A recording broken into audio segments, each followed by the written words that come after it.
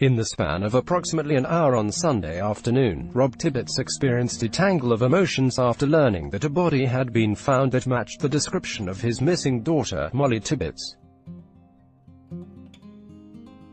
Rob learned of the discovery of the dead young woman while he was at an Iowa Cubs game, passing out flyers about Mollie's disappearance. For much of that hour, he says, he wrestled with the possibility that his family's weeks-long search had at last come to an end, even with a resolution none of them wanted. Then he learned the truth. The woman who died was named Sadie Alvarado, of Muscatine, Iowa. Like Mollie, Alvarado was 20 years old. Authorities reportedly believe Alvarado died in an accident. Speaking to local TV station KWSQ, her mother said she was my best friend, a very smart, funny and beautiful young lady, who would have turned 21 next month. We had assumed that was Mollie. Rob tells people of the lapse between Alvarado's body being found and being identified this weekend. Then when they told us it wasn't her, all we could think of was this other family, going through this horrible tragedy of their own, and we stopped answering our phones. Rob says his family avoided commenting to reporters about Alvarado's death because they did not want their own still unsolved case to overshadow hers, to overstep the grief and the tragedy. Our hearts go out to that family, he says. That's a horrible situation for any family to go through. To try to equate the pain with ours seemed completely inappropriate. Related, mystery without end, everything we know about missing college student Mollie Tibbetts. The search for Mollie presses on, with a reward for information leading to her safe return climbing to more than $270,000 and police saying they have received hundreds of tips and leads. Said to be a sophomore at the University of Iowa who was studying psychology, Mollie has not been seen since the evening of July 18, when she was spotted on her usual jog around Brooklyn, Iowa, around 7:30. Her family is resolute that she is alive, somewhere.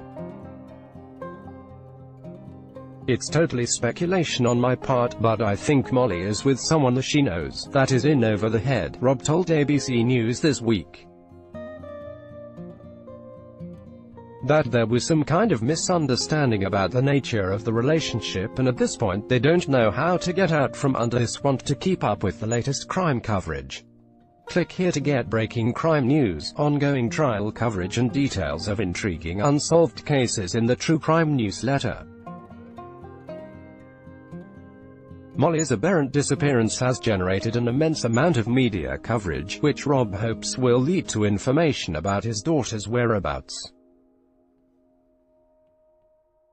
You're talking about a Norman Rockwell community, the all-American girl whose boyfriend is the boy next door. How can this happen, and without any trace or explanation whatsoever, he says. We think Mollie is a spectacular woman, but she's no different than any other girl in America. He tells people that investigators have said very little to him about the work, and they in turn have become progressively more tight-lipped with the public, declining to discuss suspects or the scope of evidence recovered, if any. On Friday, state authorities acknowledged the reticence can be frustrating but said they think it gives us the best opportunity to resolve the investigation. Echoing what law enforcement has said, Rob says he's not slowing down in his search for his daughter. He's going to keep giving interviews and he's going to keep handing out missing persons flyers, at concerts and car shows and wherever else he can.